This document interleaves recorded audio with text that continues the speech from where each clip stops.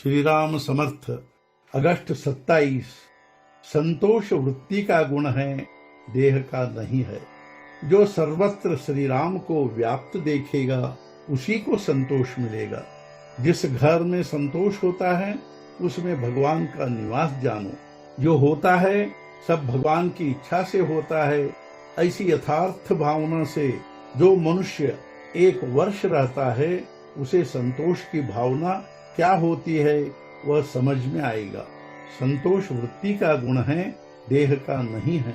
गृहस्थी के बारे में कुछ भी न कहने वाला और अत्यंत संतोष व्यक्त करने वाला कोई मिले ऐसी इच्छा होती है। यदि ऐसा आदमी मिला तो संसार उसके पीछे दौड़ेगा। संसार में कोई संतोष दे नहीं सकता। संतोष के लिए निष्ठा की अत्यंत आवश्यकता होती है। पांडवों को वनवास में जो संतोष था वह राज्य पद पर आसीन कौरवों को नहीं था। अतः परमात्मा जैसे रखे उस स्थिति में सुख से रहे।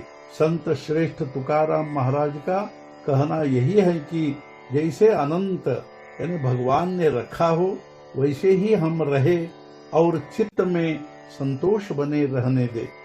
भगवान की देन सभी सृष्टि से प्रिय हो। पैसा भगवान की देन नहीं है, उससे बेचैनी और अतृप्ति होते हैं। सचमुच संतोष ही भगवान की देन है। मनुष्य के पास कितनी जायदाद होने पर उसे संतोष मिलेगा इसका कोई निर्धारित प्रमाण नहीं है। जो परिस्थिति है उसमें यदि संतोष माने तो उसके पास जो जायदाद होगी उससे उसे संतोष होगा। जिसके मन में संतोष की वृत्ति है उसका शरीर जैसा भी हो उससे कोई फर्क नहीं होगा। संतोष को ही सच्चा महत्व है। लेने की अपेक्षा देने में ही अधिक संतोष है। लेने का तो कोई अंत ही नहीं होता। कितना भी मिले हमारी मांगने की वृत्ति कम नहीं होती, वह बनी रहती है, किंतु सब देने पर देने का अंत हो जाता है। इसलिए देने में संतोष है। हम प्रतिष्ठा से घेरे गए हैं। यदि प्रतिष्ठा का एक एक असत्य आवरण त्याग दे तो हमारा सच्चा स्वरूप प्रकट होगा। तब हमें सच्चा संतोष प्राप्त होगा। सृष्टि का कर्ता राम है, यह भावना निर्माण होना और वासनाओं का पूर्ण क्षय होना यानी वासनाओं की मृत्यु ही है।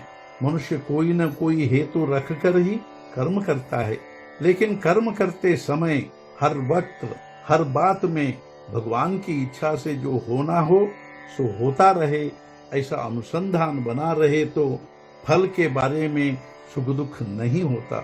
हम सब यह जानते हैं लेकिन ऐन मौके पर भूल जाते हैं।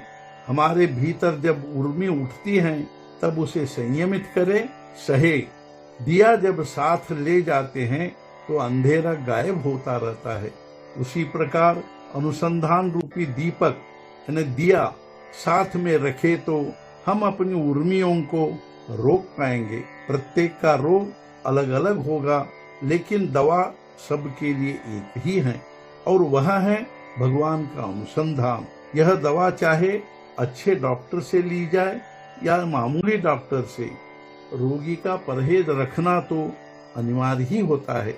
शास्त्र के अनुसार, सद्धर्म के अनुसार, अभ्यास के अनुसार बरत कर अनुसंधान में रहना चाहिए।